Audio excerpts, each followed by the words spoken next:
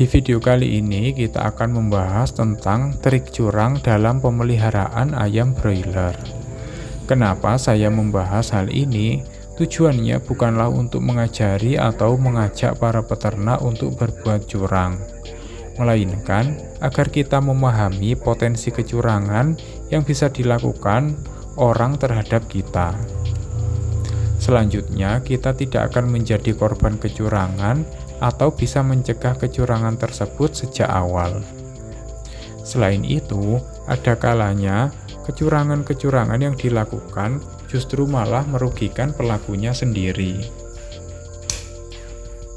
Dengan ini, saya harapkan kita bisa belajar dari pengalaman bersama dan mengambil hikmahnya. Berikut adalah kecurangan dalam pemeliharaan ayam broiler. Pertama adalah menjual pakan. Kecurangan dengan cara menjual pakan ini dulunya sering dilakukan oleh peternak yang menjalin kerjasama dengan perusahaan. Secara perhitungan, para peternak ini sebenarnya sudah memahami bahwa menjual pakan tidak akan memberi keuntungan lebih.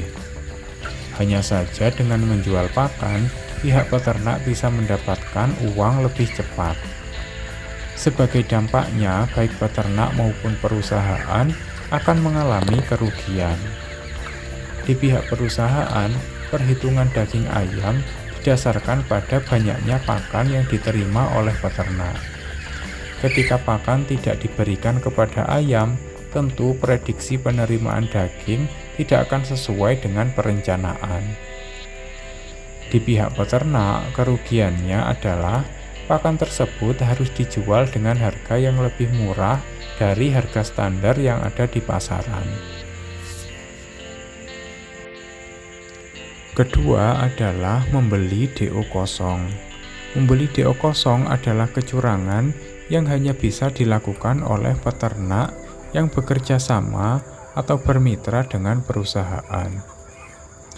Untuk bisa melakukan kecurangan melalui pembelian DO kosong, seorang peternak harus kong kali kong dengan pegawai lapangan perusahaan tersebut. Caranya adalah sebagai berikut. Saat terjadi harga ayam di pasaran lebih rendah daripada harga kontrak, pihak perusahaan harus memberikan subsidi penjualan untuk memenuhi selisih antara harga kontrak dengan harga pasar.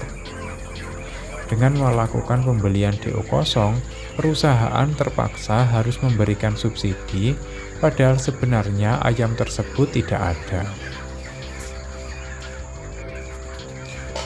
Ketiga adalah dengan cara memberikan pakan dan minum banyak-banyak menjelang panen.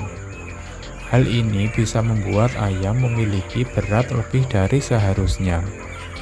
Cara ini bisa dilakukan dengan cara mempuasakan ayam selama beberapa jam, kemudian memberi makan menjelang panen. Karena ayam sudah berpuasa selama beberapa jam, adanya pakan di tempat pakan akan segera dimakan oleh ayam-ayam yang sedang kelaparan.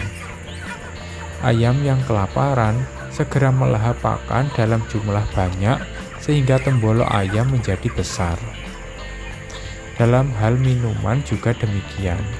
Ayam broiler bisa dikondisikan agar minum banyak sebelum panen. Caranya adalah dengan menambahkan gula atau zat tertentu sehingga rasa dari air minum akan lebih lezat daripada biasanya. Keempat adalah pemberian singkong rebus sebelum panen. Singkong rebus memiliki kandungan air dan tepung pati yang sangat tinggi. Setelah mengonsumsi singkong rebus, bobot ayam akan naik secara signifikan selama beberapa hari.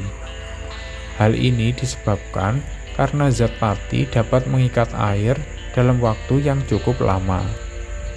Namun ketika ayam broiler sudah dipanen, kemudian diangkut dan dipotong, berat daging atau karkas akan mengalami penyusutan yang cukup drastis. Tidak seperti semestinya. Kondisi ini bisa merugikan rumah potong ayam atau pedagang yang menerapkan sistem timbang ulang.